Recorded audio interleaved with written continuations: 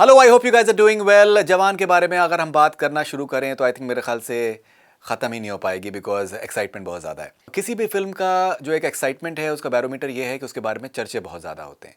अगर फिल्म के बारे में चर्चे नहीं हो रहे हैं इसका मतलब ये है कि that there is no interest in the film. लेकिन जवान के बारे में बहुत ज़्यादा बातें हो रही हैं, बहुत ज़्यादा चर्चे हो रहे हैं। फिर जब जब चर्चे होते हैं तो फिर एलिगेशंस भी आते हैं।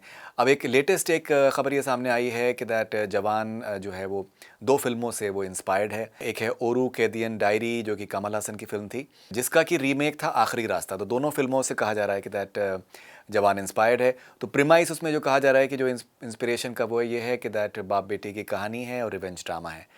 अब आई थिंक बहुत सारी फिल्में हैं जिनका ये प्रीमाइस है कि रिवेंज ड्रामा भी है और बाप बेटे की का डबल रोल है।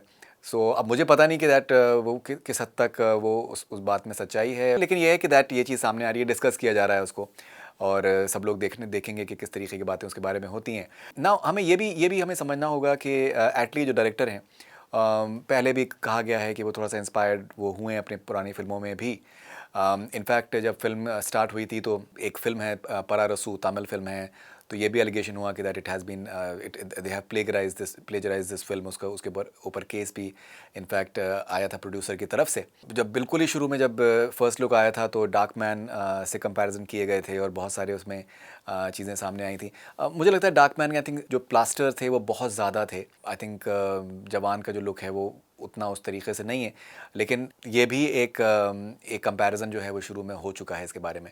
आप कैसे देखते हैं जो भी चीज़ें सामने आ रही हैं, इस तरीके के एलिगेशंस जो सामने आ रहे हैं? क्या आपको लगता है कि इससे फिल्म के लिए एक इंटरेस्ट और डेवलप होता है? क्या आपको लगता है कि that Jawan as a film in itself वो वाकई में बहुत ज़्यादा गर्म है और बहुत ज़्यादा उसमें एक इंटरेस्ट लेवल है, इस वजह से इस तरीके की सारी बातें सामने आ रही हैं? बिकॉज़ क्या होता है कि जब जब कोई भी अगर फिल्म या कोई भी प्रोजेक्ट अगर वो रेड हॉट है तो उससे related I think everyone wants to have their pie of it, and they want to in a way cash in on it as well.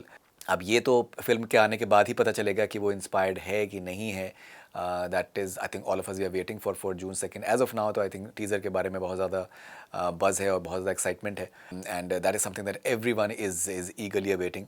आपका क्या कहना है? Are you looking forward to the teaser? Do you think that you find any comparisons valid as far as Darkman is concerned और परारोसू is concern, और आखिरी रास्ता और ओरू कैदियन diary, कुछ आपको कंपैरिजंस के लगते हैं अब तक जितना भी आपने जवान का देखा है?